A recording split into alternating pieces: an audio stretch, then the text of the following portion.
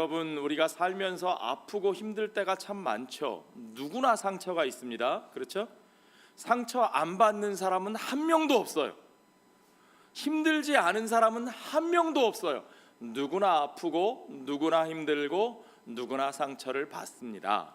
그런데요, 그 수많은 상처들 중에서 우리가 가장 힘들게 느끼는 게 뭘까요? 우리를 가장 많이 아프게 하는 게 뭘까요? 아마도 제가 생각할 때는 사람에게 배신당하는 것, 그렇죠? 특별히 믿었던 사람에게 배신당하는 것보다 더 아프고 힘든 것은 아마 없을 것 같습니다. 사람들에게 상처를 받는 것으로부터 자유로울 수 있는 쉬운 방법이 뭐냐? 가장 쉬운 방법은 뭐냐 하면 기대하지 않는 겁니다. 기대하지 않는 것. 물론 우리가 전혀 사람을 믿지 않고 기대하지 않고 살 수는 없습니다. 상처 받을 걸 뻔히 알지만 그럼에도 불구하고 우리가 또다시 믿고 신뢰해야만 하는 관계가 있어요. 그런 관계가 뭘까요? 대표적으로 가족들, 그렇죠? 가족들 때문에 상처를 받지만 그래도 우리는 또다시 가족들을 믿고 신뢰하고 함께 살아가는 수밖에 없어요. 모든 사람들이 그렇죠. 그러나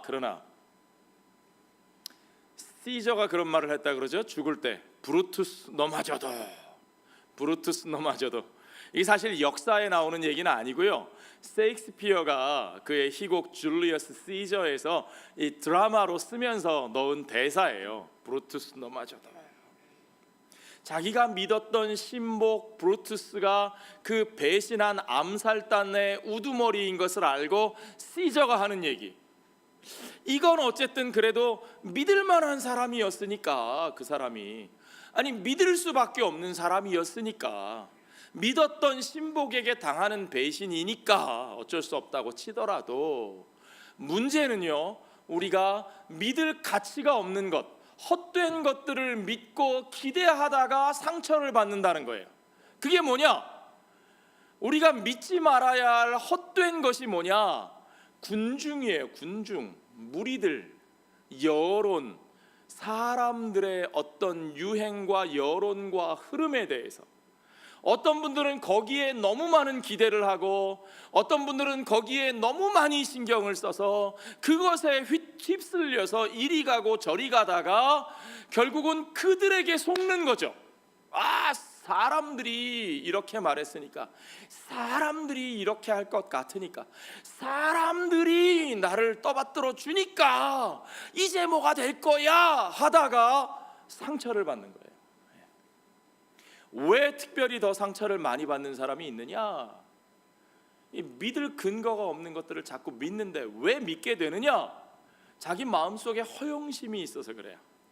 저들이 나를 높여주겠지, 저것을 통해 내가 무언가 될 수 있겠지, 자기 자신에게 정직하지 못하기 때문에 헛된 기대를 가지고, 헛된 기대가 있기 때문에 그 기대가 반드시 무너지고 상처가 되는 거예요. 자, 오늘 본문에는요, 그 군중들, 그 무리들이 얼마나 믿을 수 없는 존재인지에 대해서 우리가 분명히 확인할 수 있게 해주는 장면이 나옵니다. 이거 우리가 지난주에도 마지막 절에 봤던 구절인데요, 보세요. 19절에 유대인들이 안디옥과 이고니온에서 와서 무리를 충동하니. 자, 여기서 유대인들은 어떤 사람들이었어요? 바울과 바나바에 대해서 악담을 하고 대적하던 사람들. 그래서 이미 비시디아 안디옥과 이고니온에서 그들을 죽이려고 했던 사람들. 이 사람들이 루스드라까지 쫓아왔어요. 거기서 무리를 충동질했다. 이 무리들은 어떤 무리들입니까? 바울을, 바나바를 신으로 알고 그들을 떠받들어, 그렇죠? 바나바는 제우스로, 바울은 헤르메스로 그들을 신으로 알고 떠받들어 화환을 들고 오고 송아지를 잡아서 그들에게 제사를 드리려고 했던 바로 그 사람들. 그 무리들이 유대인의 충동질에 넘어가요, 안 넘어가요? 넘어갔어요.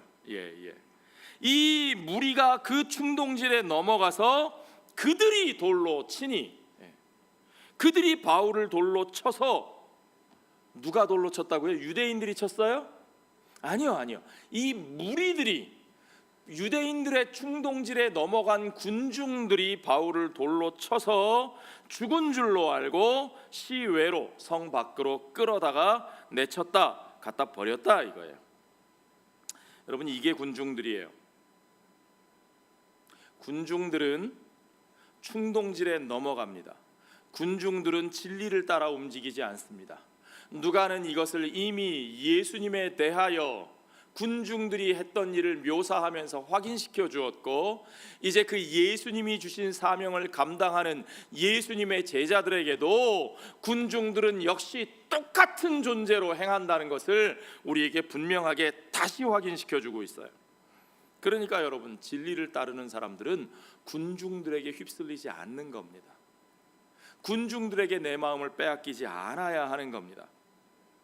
그러나 여러분, 제가 생각하건대 바울은요, 그 사람들 때문에 상처받지 않았을 거예요. 왜 그럴까요? 바울은요, 그들이 자신을 치켜 올리는 일 따위에 흥분하고 기대하지 않았어요. 여러분, 이게 쉽지 않은 겁니다. 아닌 척해도 누가 나보고 칭찬해주고 대단하다 그러면요, 겉으로 에이 그런 말씀 마세요. 아이 무슨 말씀이에요. 내가 뭐 어디 그런 사람이에요. 그러면서도 속으로 내가 좀 잘났나? 그렇죠? 우리 마음이 흔들려요. 기대가 있어요. 사람들이 나를 비난하고 사람들이 나를 욕하면 아닌 것 같이 무슨 소리야, 내가 왜 그런 사람이야 하면서도 위축되고 나는 안 되는 건가? 사람들에게 흔들린다는 거죠, 우리가. 그러나 여러분, 오늘 본문을 보십시오. 바울은 그들에게 흔들리지 않았어요. 20절에 보니까 제자들이 둘러섰을 때에 바울이 일어났습니다. 죽은 줄 알았던 바울이 일어납니다. 바울이 일어나서 뭐라 그래요? 에이 나쁜 놈들, 에이 더러운 놈들, 그렇게 막 나를 신으로 떠받들고 난리칠 때는 언제고, 이게 뭐 하는 짓이야, 어떻게 인간이 그럴 수가 있어. 바울이 그들을 원망합니까? 바울이 그들에게 분을 냅니까? 아니요. 바울은 그들에 대해서 말하지 않고 자기가 보내심을 받은 자리에 그곳으로 다시 들어가서 그곳에서 하나님의 인도하심을 따라 바나바와 함께 더베로 갑니다. 바울과 바나바를 움직이시는 것은 그들을 보내신 하나님이시지, 이 무리들이 움직이는 게 아니에요. 상처를 많이 받는 사람은 대부분 피해의식이 많아요. 피해의식이 있는 사람의 생각 속에는 무슨 생각이 있느냐? 저들 때문에, 저 사람 때문에, 누구 때문에 라는 생각이 많아요. 누구 때문에 라는 생각이 왜 우리를 사로잡느냐? 하나님의 주권과 섭리에 대한 믿음이 부족해서 그래요. 믿으시면 아멘 하십시오. 우리의 삶은, 사명자의 삶은 그들 때문에 움직여지는 게 아니에요. 오직 하나님이 우리를 부르시고 하나님이 우리를 보내시는 것을 믿으시기 바랍니다.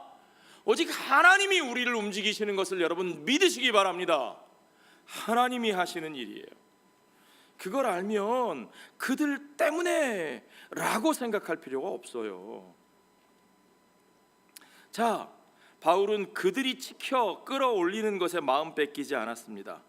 오히려 그들이 벌였던 그 황당한 일을 뜯어 말리고요, 그들 앞에 정직하게, 나도 너희들과 똑같은 성정을 가진 사람이라, 다만 나는 그 은혜 안에서 너희에게 복음을 전하는 한 인간이다.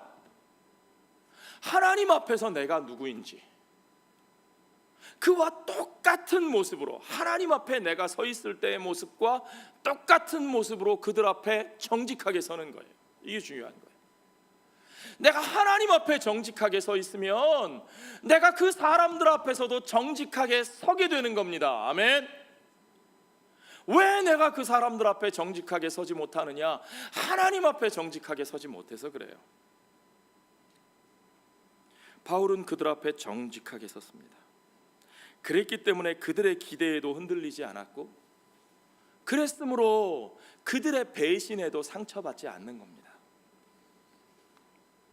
그들이 바울을 배신하고 바울을 돌로 쳐서 쓰러뜨렸지만 그들이 결코 바울을 죽일 수 있었습니까? 없었습니까? 없었어요. 그들은 바울의 발걸음과 사명의 길을 막을 수도 없었습니다. 바울이요, 이 경험들, 이 돌에 맞은 경험, 사실은 이제 바울의 사역 중에 여러 어려운 경험들이 많지만 돌에 맞은 경험은 이거 하나예요. 근데 이 경험을 기초로 해서 바울이 고린도 교회에 편지를 쓸 때 이 말을 하는데, 고린도 후서 4장에 보면 바울이 자기가 겪은 것을 통해서 깨달은 간증을 합니다. 제가 그 간증을 여러분 가지신 주보 뒷면에 실어 놨어요. 한번 같이 보실까요? 제가 중간중간 발췌를 해서 새 번역으로 읽기 쉽게 여러분들에게 옮겨놨는데 좀 읽어드릴게요. 그러므로 우리는 하나님의 자비를 힘입어서 이 직분을 맡고 있으니 낙심하지 않습니다. 왜 낙심하지 않는다고요? 처음부터 이 일은 나의 능력과 나의 힘으로 내가 자격이 돼서 맡은 것이 아니라 하나님의 자비하심을 힘입어 맡은 것이기 때문에요. 오늘 본문 뒷부분에 나오게 되는데 하나님의 은혜에 의탁하여 시작한 일이거든요. 우리는 우리 자신을 전하는 것이 아니라 예수 그리스도를 주님으로 선포합니다. 우리는 예수로 말미암아 우리 자신을 여러분의 종으로 내세웁니다. 자기를 전하는 게 아니에요. 자기를 내세우는 게 아니에요. 그러니까 사람들이 나를 높여주는지 나를 낮추는지 그건 중요하지 않아요. 오직 예수 그리스도만 전파되고 오직 예수 그리스도만 높아지면 되는 것이니까요. 아멘. 그래서 나는 기꺼이 그 일을 위하여 나를 그들의 종으로 내어줄 수 있는 겁니다. 우리는 이 보물을 질그릇에 간직하고 있습니다. 하나님이 주신 복음은 보물이고 그것을 전하는 우리는 질그릇입니다.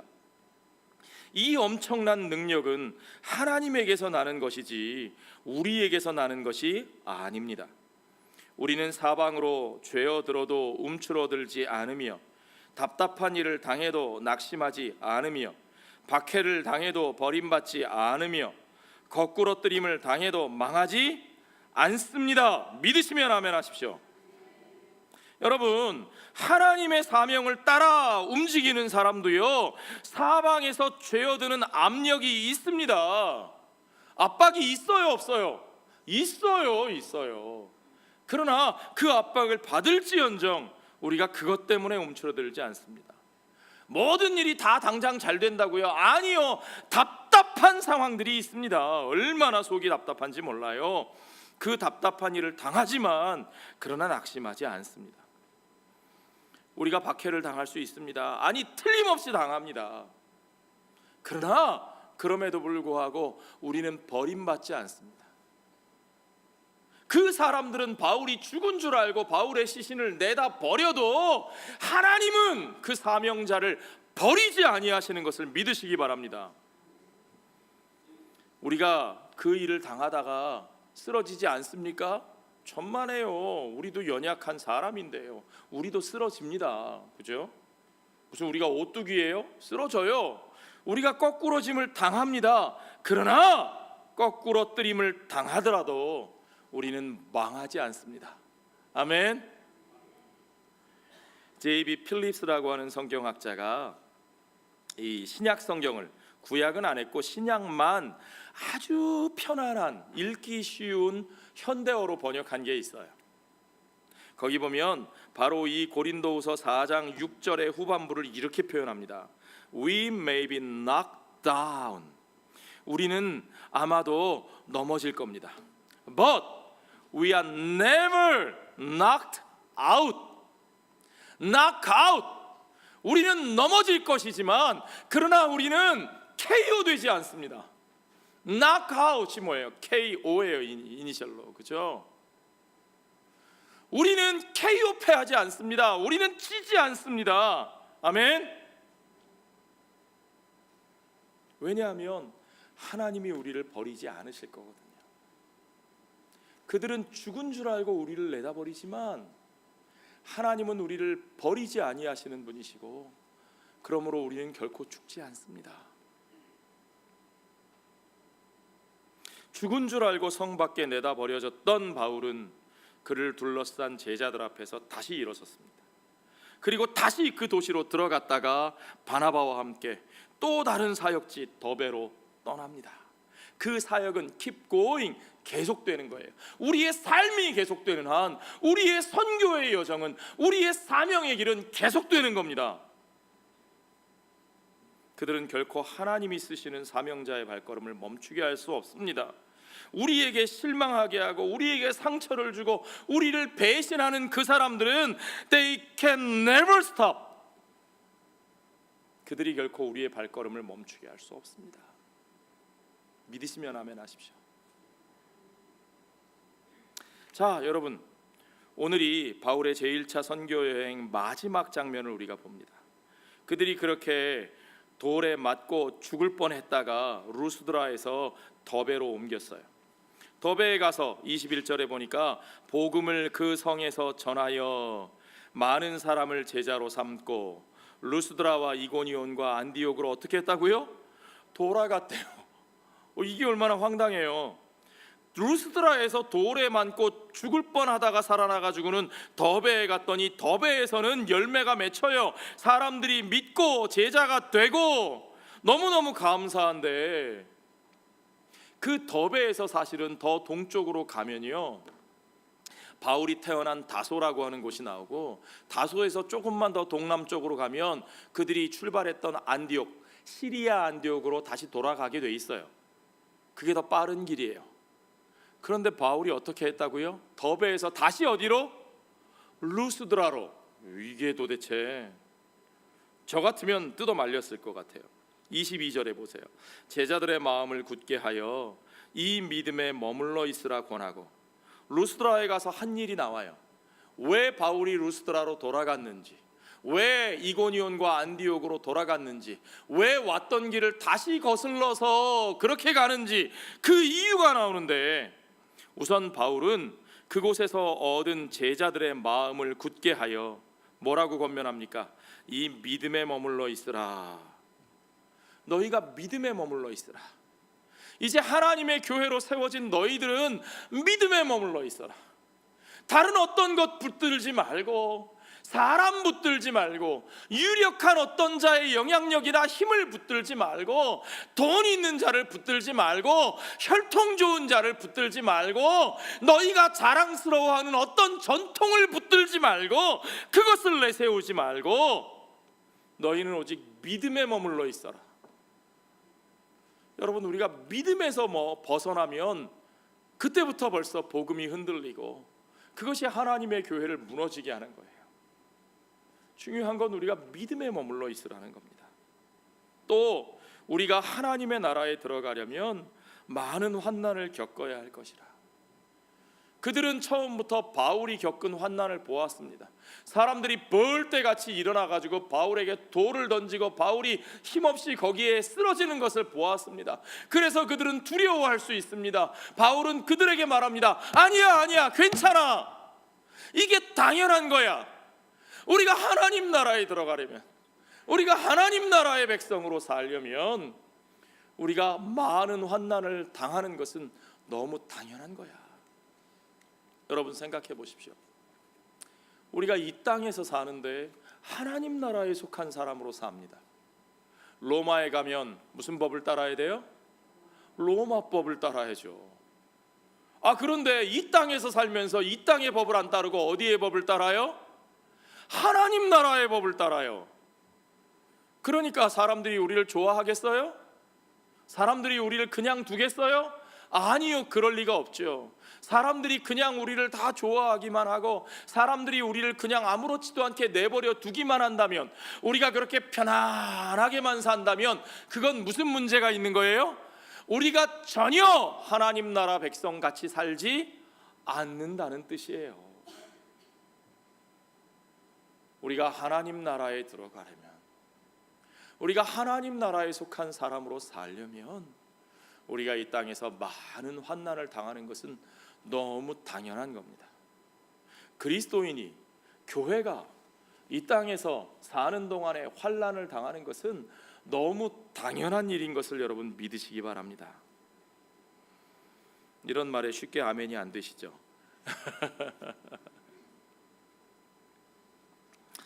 그리고 바울이 어떤 일을 했느냐? 23절에 각 교회에서 장로들을 택하여 금식 기도하며 그들이 믿는 주께 그들을 위탁했다 그랬어요. 그들이 믿는 주께 그들을 위탁했다. 바울은 각 교회마다 그들의 리더를 세웠습니다. 이게 중요해요. 그들 가운데서 리더를 세웠어요. 예루살렘 교회에 리더를 보내주기를 요청하지 않았어요. 그들이 안디옥 교회에 파송을 받았지만 안디옥 교회 사람 누구를 데려다가 그들을 관리하고 나에게 보고해 라고 말하지 않았어요. 그들 가운데서 그들의 리더를 세우고 그들이 믿는 주님께 위탁했습니다. 이게 중요해요. 여러분, 이것이 선교의 아주 중요한 원리고 이것이 교회의 아주 중요한 원리입니다. 우리 장로교 전통의 뿌리를 두고 있는 웨스트민스터 헌법에 보면 가장 중요한 교회의 첫 번째, 두 번째 원리가 뭐냐 하면, 첫째는 신앙 양심의 자유. 우리가 믿는 바대로 그 믿음의 양심을 따라 사는 것. 두 번째는 교회의 자유. 우리가 교회를 세워 그 교회를 우리가 믿는 주님을 따라 그 믿음을 따라 교회를 치리해 가는 것. 성도들이 자기가 믿는 그 믿음을 따라 교회를 세우고 그 믿음을 따라 교회를 그들이 치리해 가는 것. 이게 신앙 양심의 자유고 이게 교회의 자유예요. 이것이 우리 개혁교회, 장로교회의 근간을 이루는 아주 중요한 토대입니다. 이것이 바로 사도 바울의 선교의 원리 속에서 나오는 거예요. 그들의 리더를 그들 가운데 세워서 그들이 믿는 주님께 위탁합니다. 그러니까 결국은 그들의 머리고 그들의 주권자가 되시는 분은 오직 주님뿐이십니다. 아멘. 주님이 그들의 주인이 되셔요. 바울도 그들의 주인 노릇을 하지 않습니다. 누구도 그들을 자기 뜻대로 컨트롤하려고 하지 않습니다. 누구도 그들을 자기 아래에 두려고 하지 않습니다. 이게 중요해요. 그가 아무리 대단한 업적을 가지고 있더라도, 그가 아무리 대단한 공로를 가지고 있더라도 주님의 교회는 오직 주님의 것이지 그 사람의 것이 될 수 없기 때문입니다. 우리는 누구라도 하나님의 교회에 대한 사적인 권리를 주장할 수 없습니다. 이것이 공교회성입니다. 교회는 공적인 공동체고, 교회가 공교회라고 하는 것은 오직 하나님의 소유되었다는 뜻이에요. 교회는 목사의 소유도 아니고 장로님들의 소유도 아니고, 교회는 그 누구의 소유가 될 수 없습니다. 오직 교회의 머리 되신 주님이 교회의 주인이 되시고, 그 주님을 믿는 믿음을 따라서 그들이 그 교우들이, 성도들이 자기들의 리더를 세워 그 믿음을 따라 교회를 세워가는 것, 그것이야말로 어느 선교지에서나 어느 교회에서나 적용되어야 할 올바른 교회의 원리인 것을 여러분 믿으시기 바랍니다. 우리 한국교회가, 우리 이민자들의 한인교회가 이 공교회성을 회복하는 게 중요합니다. 교회가 왜 이렇게 망가졌느냐? 교회의 주인 노릇하려는 사람들이 너무 많아요. 교회에 대해서 자기의 사적인 권리를 주장하는 사람들이 너무 많아요. 아니요. 교회는 주님의 것입니다. 공교회성을 회복해야 교회가 교회다워집니다. 바울은 자기가 그들을 컨트롤하려고 하지 않았습니다. 여기 영어 성경에 보니까 committed them to the Lord 그렇게 돼 있어요. 주님께 그들을 의탁하였다. commit 했다는 것은, 그들이 주님께 committed 되었다는 것은 주님이 그들의 커미셔너가 된다는 얘기예요. 그렇죠? 주님이 그들을 컨트롤하시고 주님만이 그들을 주장하실 수 있습니다.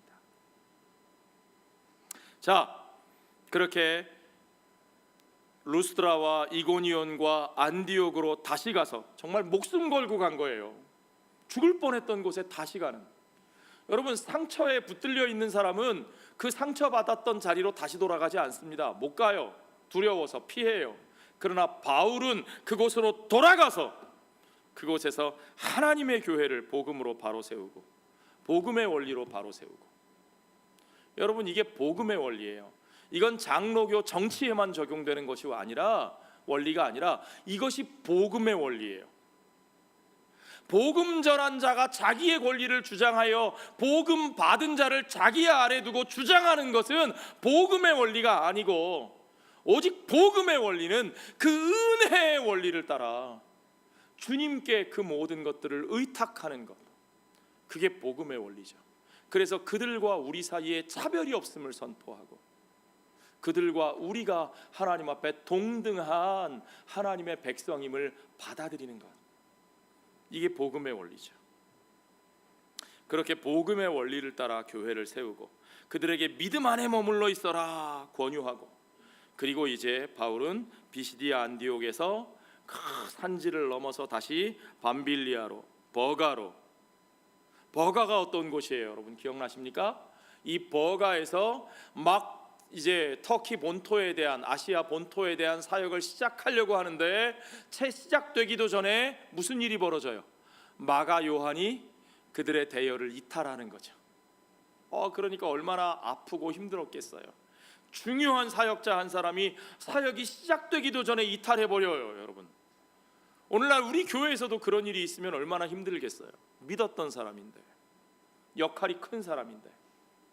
그러니까 버가에서는 복음을 전하지도 못하고 그곳을 떠나버렸었습니다. 그곳으로 다시 와서 이제 그곳에서 복음을 전합니다. 24절에 보니까 비시디아 가운데로 지나서 밤빌리아에 이르러 25절에 말씀을 버가에서 전하고, 드디어 그 버가, 그 아픈 상처가 있는 곳에서 말씀을 다시 전하고 기어코 주님이 맡기신 일을 수행하고, 그리고 아탈리아는 항구 도시입니다. 거기서 배를 타고 다시 시리아 안디옥으로 그들을 파송했던 모교회로 돌아가게 되는 거죠. 26절에 거기서 배 타고 안디옥에 이르니 이곳은 두 사도가 이룬 그 일을 위하여 전에 하나님의 은혜에 부탁하던 곳이라. 자, 다시 돌아온 시리아의 안디옥, 그곳은 어떤 곳입니까? 두 사도를 파송했던 모교회인데, 그 파송에 대해서 누가는 뭐라고 표현하고 있느냐? 하나님의 은혜에 부탁했다. They had been committed to the grace of God.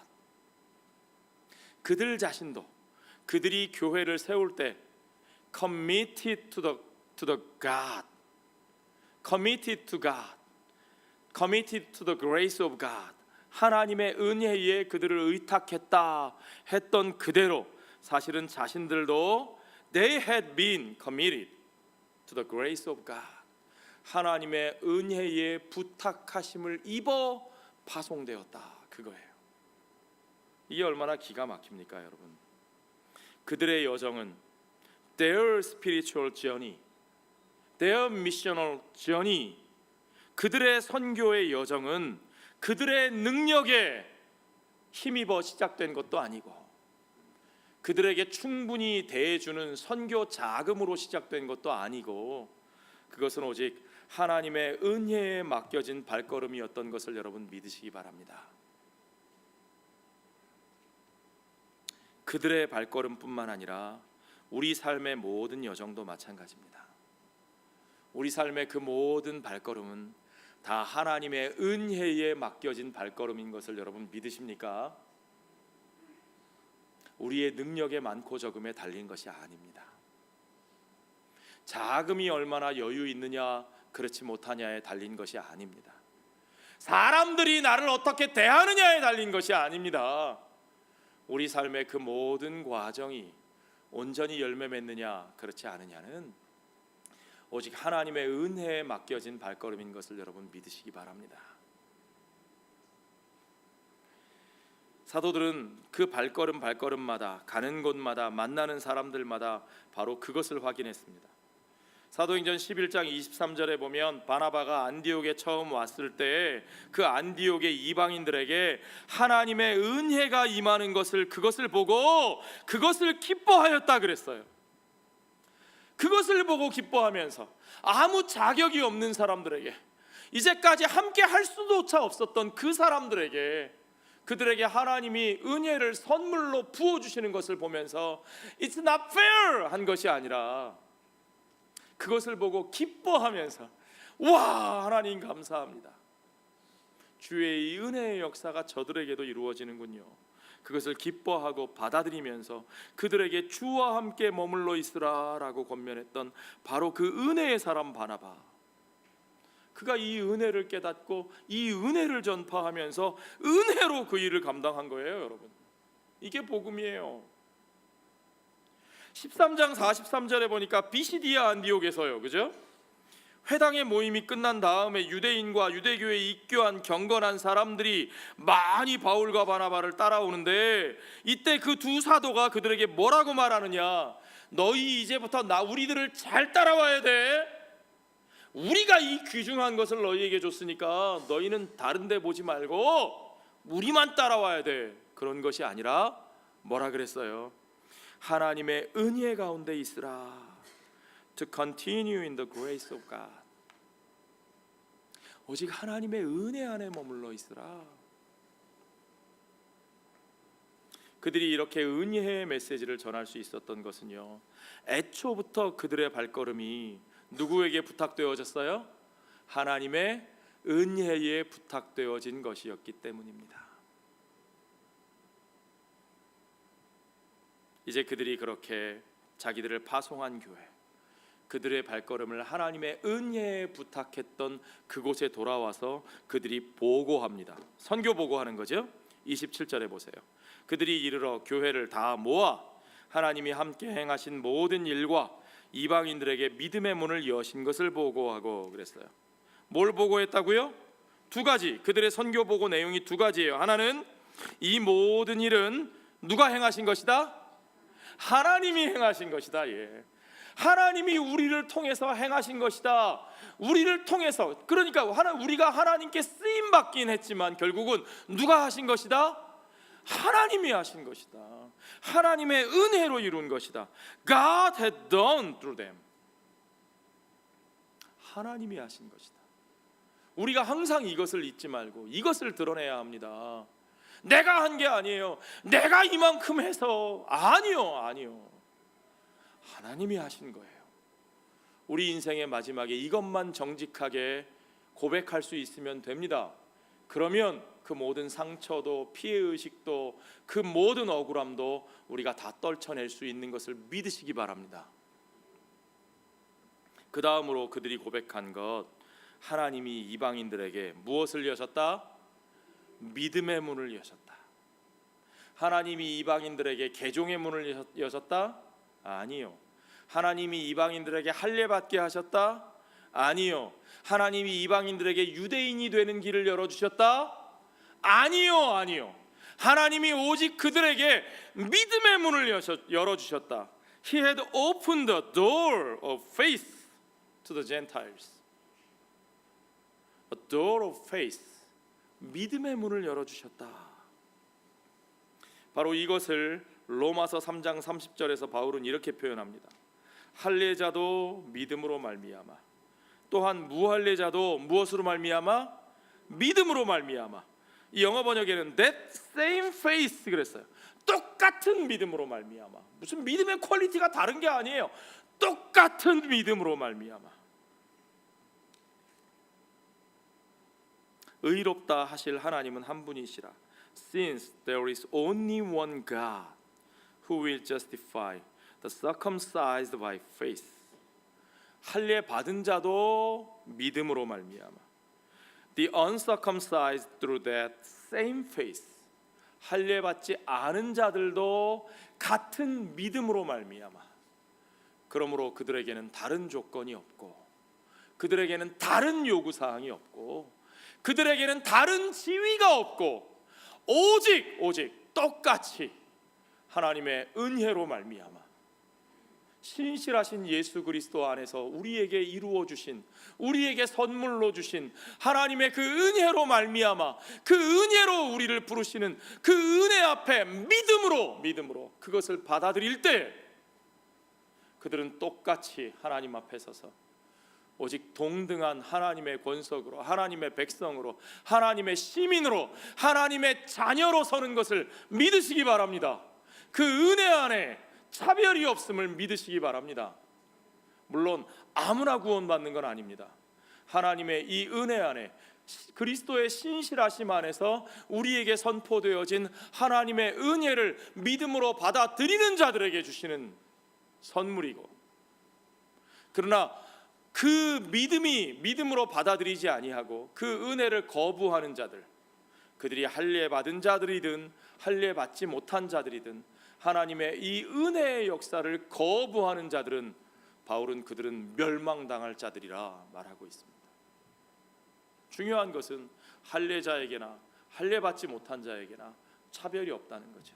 그 믿음 안에서 하나님의 은혜와 사랑을 받아들이는 자, 예수 그리스도의 신실하심과 연합하여 그 은혜 안에 거하는 모든 이들은 오직 그 은혜 안에서 하나인 것을 여러분 믿으시기 바랍니다. 그 믿음의 문을 하나님이 열어주셨어요. 여러분, 우리가 깨끗해서 하나님이 받아들이신 것이 아닙니다. 하나님이 우리를 받아들이시고 그 은혜로요, 그리고 그 은혜로 우리를 깨끗하게 하신 겁니다. 그러므로 우리도 먼저 그들을 받아들여야 합니다. 그들을 받아들이고 그들과 함께, 그들에게 다가가 그들과 함께하며, 이게 주님이 우리에게 명령하신 선교의 사명이죠. 그들과 함께 살며 그들에게 하나님이 이루신 은혜와 사랑을 선포하고 나누어야 합니다. 어떻게 선포하고 나눌 수 있어요? 우리는 성경을 통해서 성경을 읽고 하나님의 말씀을 배우지만 그들은 우리의 삶을 통해서 하나님의 말씀을 읽습니다. 아멘. 우리가 우리의 삶을 통해서 그 은혜를 선포하고 그 은혜를 나누어야 그들이 이 은혜의 복음 앞에 섭니다. 믿음은 들음에서 난다 그랬어요. 그 은혜의 메시지가 나누어져야 그들이 믿는 거예요. 그죠? 그 복음의 메시지가, 우리에게 맡기신 복음의 메시지가 우리의 삶을 통해서 그들에게 나누어져야 그들이 믿는 거예요. 그래야 그 믿음의 역사가 일어나요. 그 메시지가 전해질 때 그들에게 믿게 하는 것은 누가 하시는 일이에요? 그건 우리가 하는 거예요? 아니요. 그건 우리가 하는 게 아니에요. 그건 성령께서 하시는 일이에요. 우리는 그 메시지를 나누는 데까지만 우리의 사명이에요. 어떻게 나눠요? 그 은혜를 나눠야 돼요. 그 은혜의 원리로 그들을 대해야 돼요. 그 사랑으로 그들과 함께 해야 돼요. 그게 먼저예요. 너희들이 먼저 믿어, 너희들이 먼저 변화돼. 아니요. 그런 일은 안 일어나요, 여러분. 그건 선교도 아니고 전도도 아니고 아무것도 아니에요. 먼저 그들을 받아들여야 되고 먼저 그들과 함께 해야 되는 거예요. 믿으시면 아멘 하십시오. 이게 복음이에요, 여러분. 이 순서를 받아들이지 못하면 여러분은 복음을 받아들이지 않는 거예요. 이 순서가 거꾸로 되면 안 돼요. 우리가 과연 복음적인지 여러분 생각해 보십시오. 우리가 과연 복음의 원리로 살고 있는지, 여러분. 우리가 저들에게 과연 뭐라고 말하고 있는지.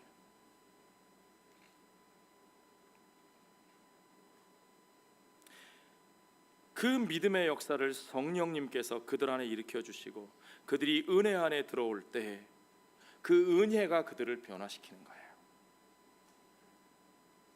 그들이 저절로 변화되어야 우리가 받아들일 수 있는 건 복음도 아니고 아무것도 아니에요, 여러분. 그런 율법주의자가 되지 마십시오. 그런 종교인이 되지 마십시오, 여러분. 우리는 복음으로 살아야 합니다. 그 은혜로 우리가 받아들여졌으므로 우리는 그 은혜로 그들을 받아들여야 합니다. 하나님이 그 믿음의 문을 여셨어요. 믿음이라고 하는 조건을 내걸어서 믿는 자만 하나님께서 그 문에 너희가 받아들이게 하신다는 것이 아니라 그 은혜가 선포되어짐으로 그 은혜 안에서 받아들여진 그들에게 하나님이 믿음을 주시고 그 믿음이 그들에게 역사하여 그들이 변화되는 거예요. 그 믿음이 어떤 이들에게 일어납니까? 사도 바울은 처음에 그래도 구속의 역사를 아는 자들이, 유대인들이 조금 더 내 말을 잘 받아들이겠지 생각했는 것 같아요. 그래서 유대인들의 회당을 찾아갔어요. 그런데 아니요, 가장 극렬하게 대적한 건 유대인들이고, 그 다음에 경건하게 살겠다고 하는 이방인들도 신통치 않았고. 왜요? 자기들이 유대인이 되고자 했으니까요. 그러나 오히려 놀라운 믿음의 역사는 그들로부터 쫓겨나 떠밀려 찾아간 곳에서 정말 하나님도 모르고 모세도 모르고 율법도 모르고 아무것도 모르는 그런 생짜 초짜 이방인들에게, 그들에게 다가가서 도대체 어떻게 전해야 될지 모르겠어서 막 그냥 바울이 신인 줄 알고 거기다가 송아지 바치고 제사하려는 자들에게 하나님이 어떤 하나님이신 줄 아느냐, 진짜 살아계신 하나님이 어떤 하나님이신 줄 아느냐, 막 당황해서 그것부터 막 전해야 되는 그들 가운데서 이게 될까? 저 사람들이 믿을까?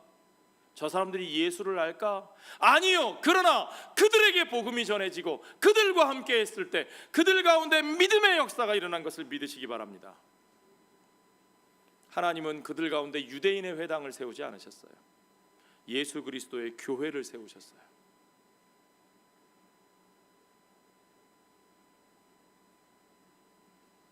그 은혜가 그들을 받아들이고 그 은혜가 그들 가운데 역사하고 그 은혜가 그들을 변화시켰습니다. 그것이 믿음의 역사고, 바울과 바나바는 성령께서 그 믿음의 문을 활짝 여신 것을 보았습니다. 그러므로 이제는 우리가 그 믿음 외에 다른 어떤 문턱도, 다른 어떤 담장도, 울타리도 그들과 우리 사이에 두어서는 안 된다는 사실을 분명히 깨달았습니다. 그것이 첫 번째 선교 여행을 통해서 바울과 바나바가 확실하게 배운 거죠. 그리고 그들은 이제 그들을 은혜에 부탁했던 안디옥 교회 성도들과 함께 오래 머물면서, 그렇죠? 28절에 제자들과 함께 오래 있으니라. 왜 오래 있었을까요?